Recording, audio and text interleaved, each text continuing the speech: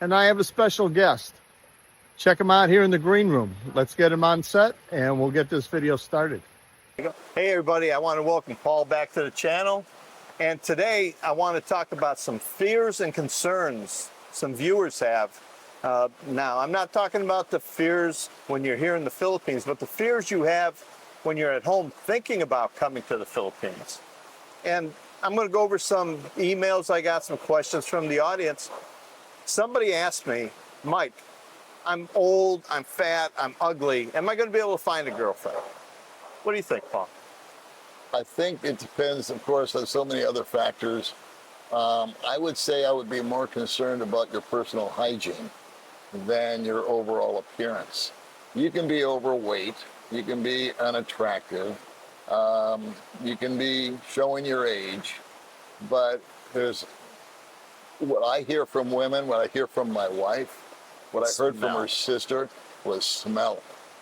And I've had it happen to me so many times, but the most indelible in my head is when I gave May's sister a ride back in the day on my scooter down the street. And I always have my clothes washed, of course, used antiperspirant. And she said, God, your boyfriend smells so good. I go home with the air freshener and I just other lady one time that I met at a bar, I put my arm around her and she was like sniffing me. She goes, man, you smell so good. Oh my God. And you have to understand that they're around Filipinos, and no disrespect to them, but they're out working all day. All day long. They're out in the heat, they're sweating, you know, they don't have a proper shower. No, they don't take 2 showers a day. Do the tubo thing with the, or whatever it's called, with a bucket and the water, and they don't have proper soap. So can an ugly fat guy meet somebody? Absolutely. Absolutely. Another big fear I think people have is the culture shock. Will they be able to adjust to the culture here in the Philippines? When you came here, your first couple months, what were some of the big culture shocks for you? I had an edge on it because I've been overseas before. I've been to Asia before. Never been to the Philippines, but I'd already fallen in love with the Asian dynamic, the culture, the people, the vibe. The Philippines was a bit of a letdown when I first got here. I was dreaming it was going to be like Thailand, but they spoke English. Well, this ain't Thailand. And so the culture shock, I had a little bit of that. I was a little bit disappointed. More disappointment? Well, I saw the condition of the buildings. I saw the condition of the people. So more in the poverty end of it? Well, I saw poverty. I saw more poverty here than I did in Thailand, absolutely. But it was mostly people here were bigger than I expected. It looked more like Mexico to me. Many people say the it's body like shape, Mexico. you know, was different. In Thailand, it seemed like all the women and the men were just rail thin, or they were as big as Samoans. There was just two different types, period. Here, there was the thin, the not so thin, and the overweight. And so I guess that was the biggest disappointment that I had when I first got here.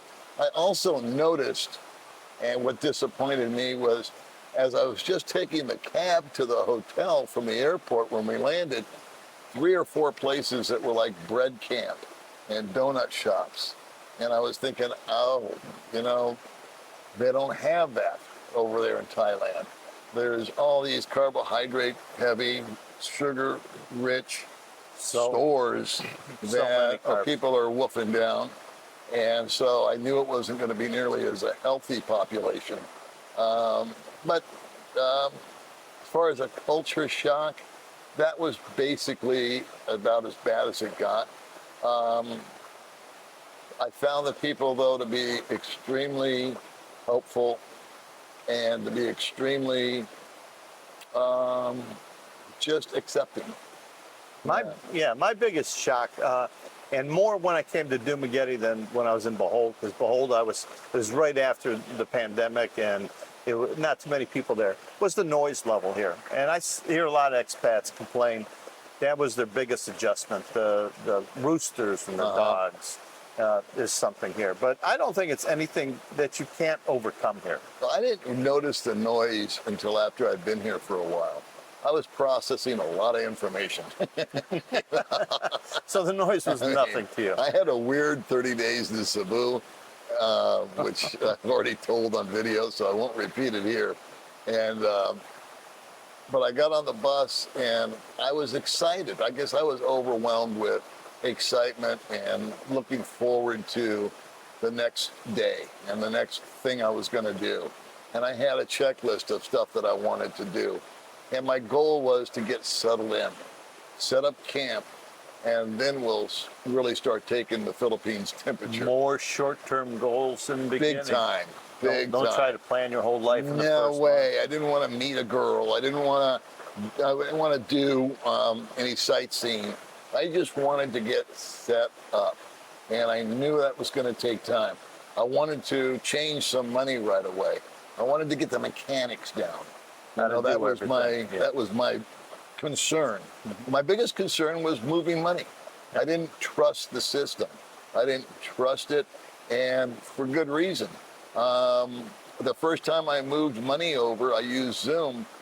They sent me a text because it was the first time.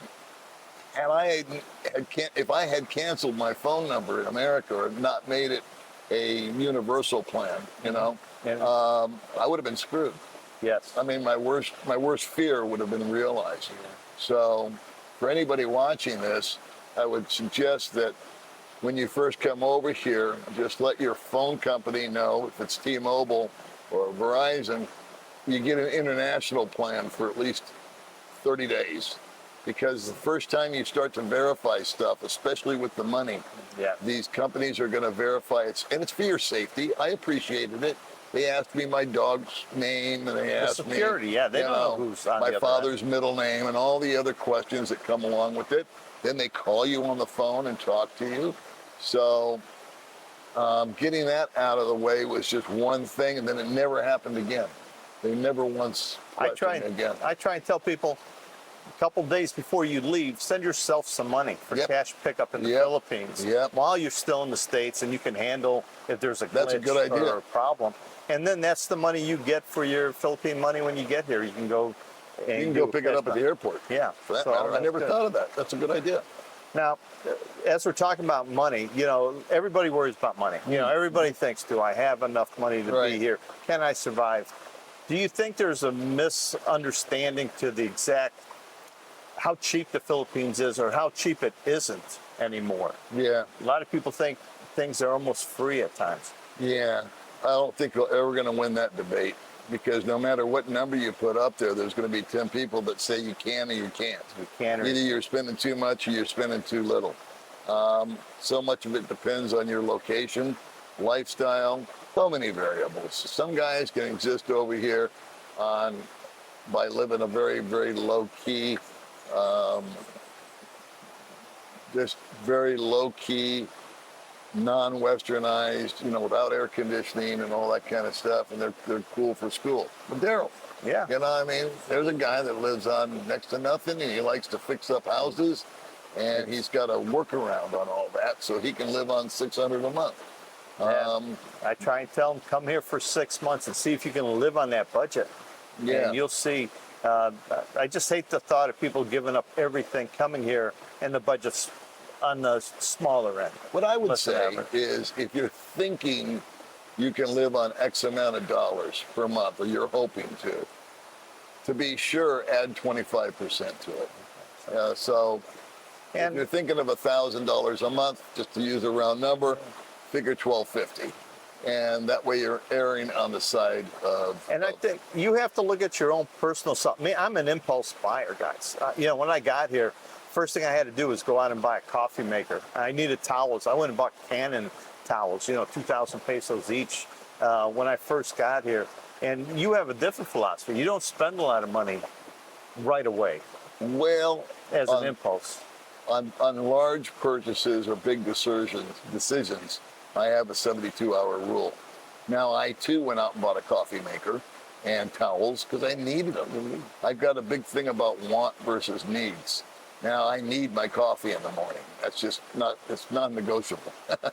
I need a towel, okay, to dry off. I need sheets and pillows. I need this, I need that, just to get through my normal day. But as far as wanting something that's not necessary, I think hard about doing it. I really do. You know, And the bigger the purchase, yeah, the longer I think about it. most guys that I've met here, when they get a rental property and it's furnished and it has a little TV, first thing they're going to do is, oh, I got to go get a bigger TV. I see that a lot. And maybe, what if you don't like that place and you move out in 2 months and you decide you want to go to a different island? You're going to be carrying this 55-inch flat screen, and you have to put a lot of thought into big purchases. Stay in your budget, and you'll find what your comfort zone. And if you don't, you don't. But be conservative at first. Well, you know, my first apartment had a really super small TV. And that crossed my mind. I thought, man, I wish the TV was bigger. Yeah. But you know what? I still saw the same news. I still heard the same music if I put that on. I just attached some speakers to it. So it went through my computer, and I could watch YouTube and everything on there. Or I could listen to music as loud as I wanted to. And it functioned just fine. And I think so much of it, bigger is better, is ego. And it's really functionality. When May and I moved into our house that we live in now, it didn't come with a TV, and I didn't buy one. And one day, because I didn't feel like I needed it, and one day May goes, can we please have a TV? Please, Paul. Please, Daddy Paul. And I said, sure. I don't care. If you want one, you really want one? She goes, yeah. She goes, well, I need it because of this, this, this, and this. And I said, okay, fine. And we went down and we just got a TV for like $200. It was no big deal. And I know you've been getting this question, and I've been getting it too. We have some of the same viewers. But do you think a woman, a senior woman on Social Security, can come here alone and survive here? You know, enjoy her life here in the Philippines? That's a fascinating question. And I would imagine if you're talking about fears and insecurity, that's much more treacherous for a woman to make that decision than for a man. Yes. There's not a big female or foreigner female community out here. She would have to blend in with the local women, where we have the edge of all the other guys that are here. I think she would be extremely safe. We'll just stick to Dumaguete since that's what we know. Right, yeah, just Dumaguete. And I've had the privilege to meet a number of women that are of that category, and they are with Filipino partners, and they thrive. They're doing just fine. In fact, it's kind of a reverse thing. It's the old cougar effect. You know, she's 60 years old, and she's got a 25-year-old boyfriend. Yeah, having a good time. Boy, both of them are in a win-win category. So I think it's a great opportunity and alternative for women to come over here. But I can certainly understand what anxieties they must have. The social aspect of it. The social I think aspect they of can it, handle, the safety aspect of it. They can handle the food, they can handle the transport, they can handle all that. But it's, you know, there's, like, we go to a coffee shop and we'll talk to other male expats, and our wives or girlfriends will all go talk to each other on another table. When you go into these coffee shops, you'd be the only woman there that is non-Filipino. And who are you going to talk to?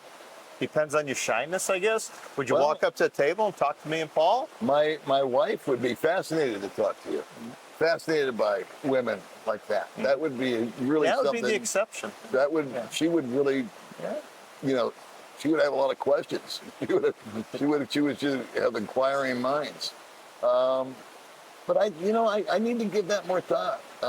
Like I said, I've met women that have been over here. It's been the reversal. I've also, but the majority of the women that I've seen over here are on vacation or backpackers or a lot younger. That's one they I know. Really hit that 20, 25-year mark. Yeah. They're rolling around with their boyfriend or another pack of girls, and they're backpacking and doing the hostel thing. But as far as an older woman, boy, I think it would be great for her to be able to take advantage of the economic benefits. But would she be comfortable driving a scooter? I mean, would she be comfortable? I can just with go the by. transportation. Yeah, I can just go by when we talk to some Filipinos that are here. Men come with their Filipino wife. They met her here. They went back to the Right. U.S. for 10, 20 years. Then they come back here.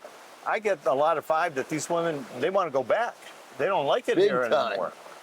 Big time. I know one that pops into my head a lot because I just had 2 or 3 social interactions with that couple. He wants to be here. She's from here. And she just wants nothing more than to get the hell out of here and go back to Because America. you don't have the comforts. You don't have the same comforts Sure. there. A little bit different. Because when we think comfort, domestic chores and doing things, you're still the woman.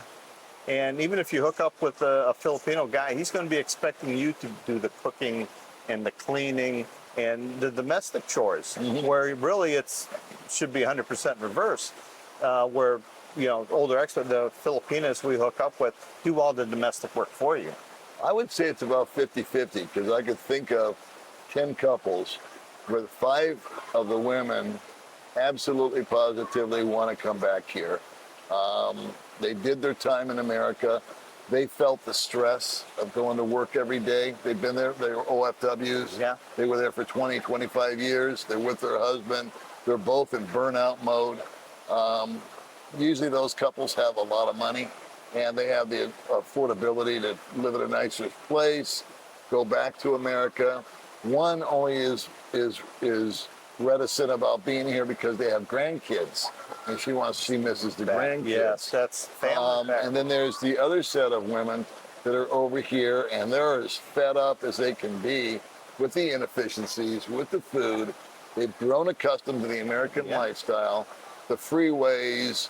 And they like to work. Some of them like to have a job where they earn good money. They don't want to. That too. That's in it. Well, let's talk a little bit about medical costs. You know, everybody's always asking about medical costs. And I don't want to go into, if you have a heart attack, going to Guam or back home. Do you think a guy can handle small medical emergencies? You know, he falls off his motorbike. He has a rash, food poisoning, something of this nature. Is this all affordable here, healthcare-wise? Super affordable. Super affordable. Seeing a doctor is not expensive. Our doctor is like 600 pesos a visit, and there's a doctor in Holy Child that's like 400 pesos. No, I remember my wife broke out a couple of years ago in a rash all over her body. And we went to the emergency room, and not only was he competent, I mean, this dude, he didn't have to look anything up on the computer. When he saw my wife, he snapped his finger and ordered 7 different medications off the top of his head and got her into the room. And I asked him, I said, what are all those meds? He goes, well, I'm giving your wife a tranquilizer because she's wound up. This is very uncomfortable. I'm giving her an antihistamine to help with the itching. I'm bringing her this one to help with the welts and whatnot. And he was worried about her throat closing because you have an allergic reaction to something, you can suffocate. So he took steps for that. And after about an hour of her lying on the bed because the sedative worked, she knocked out. And I was bringing her home 2 hours later. She was 80% diminished as far as the welts on her body, and it cost $57. And that included the meds and him and the little cot that she's laid on for 2 hours. So is it affordable? Hell yeah. I've gone to the doctor with a chest cold, or I've got this problem or that problem, and it's always been $10. And then if you have to have some labs run, it's another $20.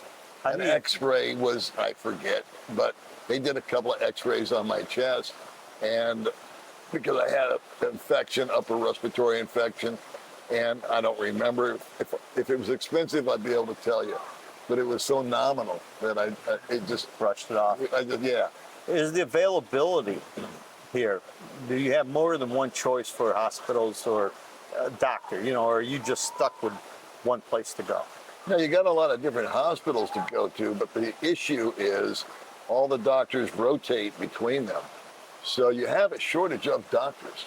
If you are talking about major stuff like cardiology, urology, all that kind of stuff, there's plenty of beds to lay in. There's no shortage of that. You wait for the But doctor? You've got to wait for the doctor.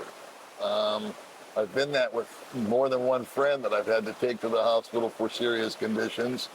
And it was like, well, the doctor's not here. We got to call him, or you need to go to that hospital if you want to take care of that.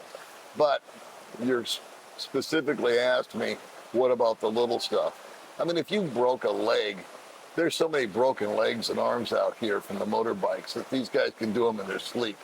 So you can go in and they can get you squared away. You can also go to the witch doctor. Yeah. Get a piece of bark tied around your arm, Yeah. tie that all up, put a coconut leaf on there. Yeah, like our friend, the Desperate House. 200 pesos, good to go. Let me know if it gangrene sets. Good Lord. Hey, the other thing people ask me, and have you experienced this, the skin tax? Sure. You know, how have you experienced that? Sure, I got it a lot when I was first here, and I deserved it. I didn't know what was what, and so I got overcharged, but especially on trikes, you know, those guys were out to get you, which is fine. They got to live in a mink. And nobody cleaned me out, though. I mean, I didn't get devastated by anybody. I'm talking I got clipped for $1, $1.50 here and there. But when we go to buy vegetables or anything that doesn't have a price tag on it, it's the price just goes up. Yeah. End of story. And so May will tell me, and I'm sure Janet does it with you, you go stand over there, and they don't even want them to see her with me. Yeah. So I have to duck out a block away from I just the don't place. go. I'm lazy. You're right. Yeah. Well, there you go. Yeah. All right. But if May's going to go into a certain produce area, which she loves it down in downtown Dumaguete, she goes in there. And I never go in there because I hate it in there. The smell's bad. That's the brutal. wet market over there. Oh, brutal. And so I went That's through there a cultural couple of shock times. for you guys, is the smell in the market. Oh, I couldn't take it. And so nobody knows about me and her in there. The vendors don't associate her and I together. So she goes in there and just, gets everything dirt cheap, where we pay triple. But we're only talking a couple bucks here and there. Yeah. I think the high price items, when you go to the mall and you buy a television set or something, the price is already marked. It's marked. Yeah. You're paying the You buy same a as everybody car, else. you're going to pay the same. It's really the nickel dime stuff. It's the trike rides. It's the flea market type items, I call it, where you'd be in a flea market. They're just trying to get as much money as they can per item, and you're trying to save too. And so, I would say the biggest dip you would take is on an apartment. Yes. If you're renting, or a house from a Filipino. Right. The minute they see your face, the price goes way up. Well, you just experienced that. Yeah, just when that. looking at land. Yeah. So if just the Filipino or the Filipina goes, they're not going to play that. The minute they see us, they say, oh, well, there's a millionaire. I'm going to get as much as I can. When you get to that level of looking for apartments, guys, you got to bring your negotiating skills. You got to do a little bit of homework to see what properties are going for. And that's just a trip to the coffee shop. If you go to Ground Zero, all the guys that are hanging there, and ask them. Mm-hmm. So many people are willing to share their experiences and their ideas about things. Do you ever find yourself being treated unfairly by local police or in a government agency? No. Because of your skin color or being a foreigner? No, in fact, I feel like I almost get embarrassed because I think I'm treated better. When I go through a checkpoint, a lot of times they just wave me through. When I do encounter them, they are super polite. Even the guy with the shotgun? I have not had the proper paperwork with me, and they've said, why? And I just go, well, I'm an old man, I forgot. And they're so respectful of senior citizens out here. They see my hair, and they go, well, sir, you get that taken care of. I mean, that's just part of it. They also know, if we're talking about traffic and all that kind of stuff, why do they wave you through? Because repetitiously, we have the reputation of having our registration, our driver's license, and everything current anyway. We're just programmed to do that. Right. And out here, it's cheap. So you go in once a year to get your deal smogged. I call it smog. Here it's called smoke. I get that test. I renew the insurance. We do it all in one fell swoop. It's knucklehead and inexpensive compared to America. And I want to be legal. I want to do the right thing. And so I think that over time, every time they pull over one of us, they say, oh, you're good to go, you're good to go, you're good to go. And after a while, they're now looking for, unfortunately, the poor kid that's driving the ratty bike. And they know he hasn't got registration, nothing. no helmet and they on, get flip-flops. Confiscated. Yeah. And they get, because they've got a quota or whatever they've got to meet. And unfortunately, it is it's the poorer people. But that's true around the world. They get used and abused by any form of authority. I know, like when I go to the electric company, that I'll go in there and there's a ton of Filipinos in line to pay their electric bill. They come up to me, the security, and says, no, sir, over here. They get me to the front of with the senior line. And I'm not asking for nothing. They're coming out of their way to get me, to put me there. So you're being treated equal, if not more equal, in the government offices. Yeah, you are. Now, since you moved to the Philippines and you're retired now, do you have any regrets? Anything in your life? Is it everything you expected, anticipated? That's a good question. I can't say I regret it, because if I did, I wouldn't still be here. I would have bailed. You've always had the option to leave. Yeah, I didn't land in cement. You know, my feet, when I got off the plane, they weren't glued to the tarmac. So I've always known in the heart of hearts that I could pick up and skedaddle anytime I want. And so the fact, I guess, that I'm still here answers the question. No regrets? I dig it, you know.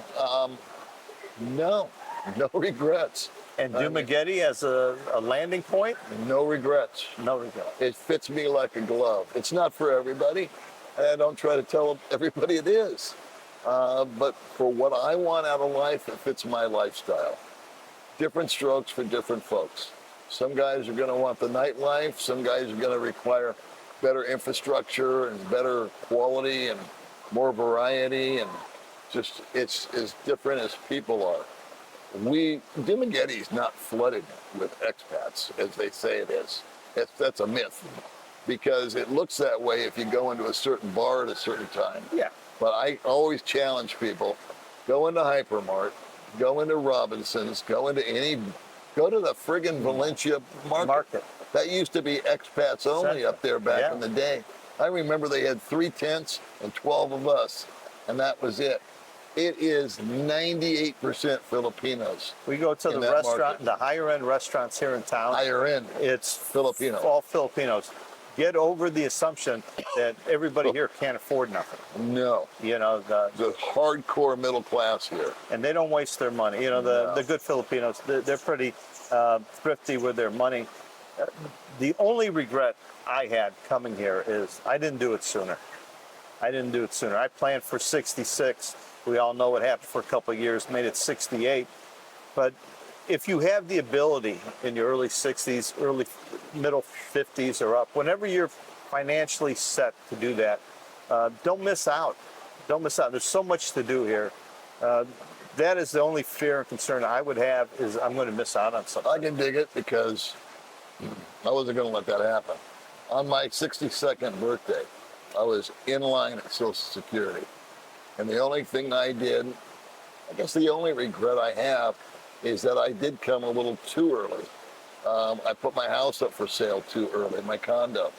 I should have stayed another 5 months, just on the brain damage that I went on, because my house sold the first day.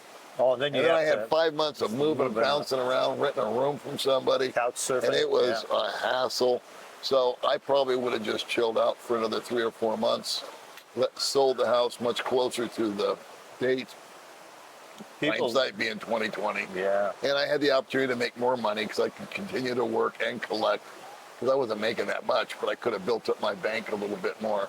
So my regret's the opposite of yours. I think I came like 4 or 5 months too early. I just sort of worry, because I came at 68, 67, 68. Mm-hmm. If you're planning saying, oh, I'm going to get the max Social Security, I'm going to wait till I'm 70. And then you get over here, by the time you're situated, you're 71, 72. Things happen quick. So while you're still healthy and while you're still wise, don't hold back. At least come for a visit. Make sure you like it. My thoughts on that, retire at 62. Because your average man lives to 77. That gives you 15 years. Yeah. Well, we got 7 years left, guys. 7 more years of YouTube videos. Thanks for watching. Thanks for being on the show, Paul. My pleasure, boss. Next time. Janet, cut. We're a prize over here. Is a term people use. I think. I don't think it's a great prize. And we've had a technical glitch. Oh, no. Your notes fall? Yeah.